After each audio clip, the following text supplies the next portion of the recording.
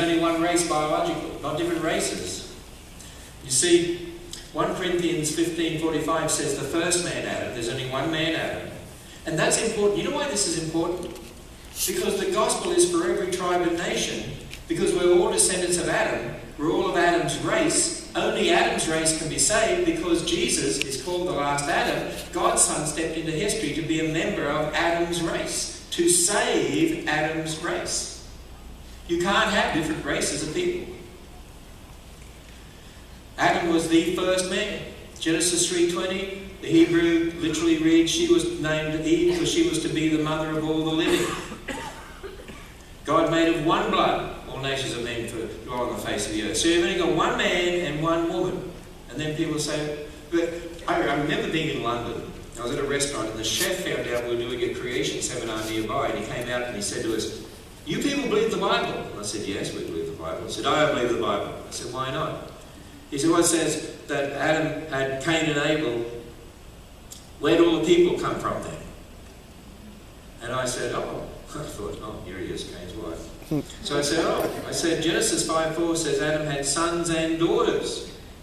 And he said, oh, I didn't read that far. And by the way, that's a problem with a lot of people. They don't read that far. Adam had sons and daughters, so if there's only one man, one woman who had sons and daughters, then originally brothers had to marry who? Sisters. And people say, wait a minute, you're not allowed to marry your sister? Whoa, hang on. Abraham was married to his half-sister, that wasn't a problem. It wasn't until the time of Moses in Leviticus that God said no longer can close relations marry. Up until that time, it was okay for close relations to marry.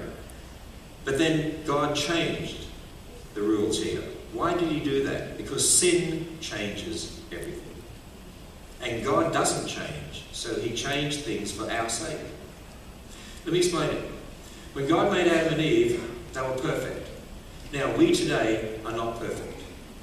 In fact, if any of you sat through Rick Oliver's session on Saturday, you know, he talked about the number of mutations that you have. I mean, I can just see them looking around the room, actually.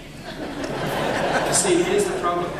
Today, we have so many mistakes in our genes because, see, when Adam sinned, now there are mutations. Now there are copying mistakes that add up in our genes. And they add from one generation to the next, and then more copying mistakes, and then to the next, and then more copying mistakes. 6,000 years later, we are a mess.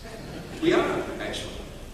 You see, here's the problem. Today, if you're closely related, like brother and sister, it's more likely you've got many similar mistakes because you inherited them from your parents. So if brother and sister were to marry today, and sperm fertilizes egg, and you've got a mistake here and a mistake here, and they get together and reinforce each other, there's an increased likelihood of problems in the offspring.